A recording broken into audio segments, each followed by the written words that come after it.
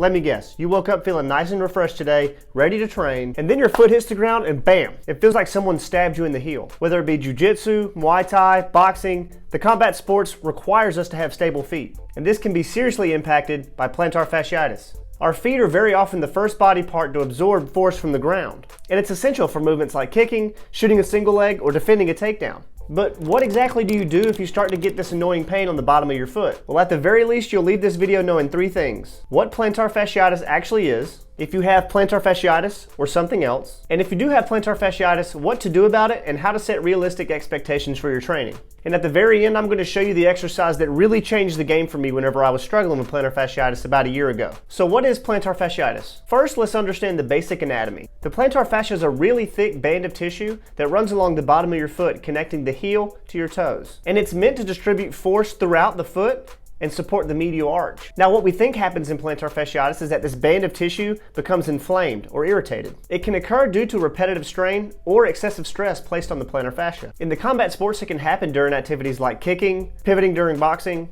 or even grappling movements. But do you actually have plantar fasciitis? So even though we often think of plantar fasciitis as an overuse injury, it's actually a relatively poorly understood condition. Some assert that the heel pain can actually be caused by tight calf muscles putting a little bit more pressure on the plantar fascia. Some say it's due to the occlusion of blood flow to the plantar fascia.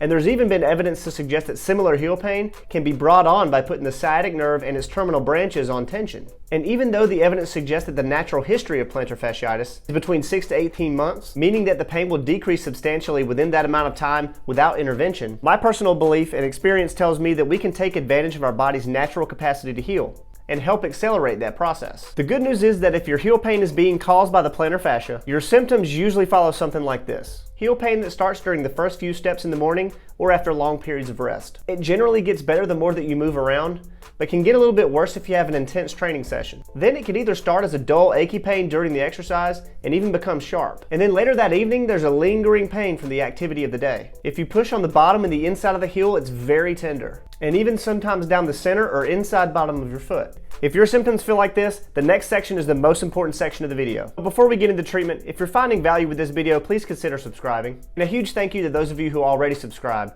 Any amount of support is greatly appreciated. Alright, so let's talk treatment. Volume management is the single biggest factor when we talk about the treatment of plantar fasciitis. As with anything, complete rest is not going to be ideal, as your tissues need load to heal. This will mean finding areas of the game that require less dynamic movement through your feet. As I started to increase my running mileage last year, I started to develop heel pain while I was training jiu-jitsu and MMA. I decided to shift my focus and work more on guard retention during my training, while I started to incorporate some of the exercises that have helped me over the years while I'm treating patients with plantar fasciitis. I'll show you the general outline that I use for my patients, so you can take that and tailor it to your specific situation. The first is using a lacrosse ball or something similar to roll along the bottom of your foot. Now, this isn't going to cure you, but it will very likely provide some symptom relief, which will then allow you to perform the exercises more effectively. Second, we have a series of exercises targeting the intrinsic foot muscles, some of which are in a video I did a few weeks back on bulletproofing your feet and ankles for jiu-jitsu. As these roll through, notice how the ankle isn't moving, and that the muscles within the foot, or the intrinsic muscles, are creating the movement through the toes and the arch. Third, we have the calf complex that we're going to try to strengthen and lengthen. Since our main goals here are to create length and resilience in the calf muscles, static stretching alone is not going to be the best option. Controlled movement through full ranges of motion under load result in longer lasting muscle length gains. So during this exercise, you should feel a deep stretch at the bottom and move in a slow, controlled fashion until you feel a really strong contraction at the top. And last, we have my absolute favorite exercise for plantar fasciitis that works so well for me, the big toe elevated heel raise. Roll up a small towel and put this under the big toe only. This will bias and put a little bit more load onto the plantar fascia, which is exactly what we want to do. Much like tendons, we want to make sure the plantar fascia can store and transmit force at high loads. I'll leave you guys with an example about how I might structure one of these programs for an athlete.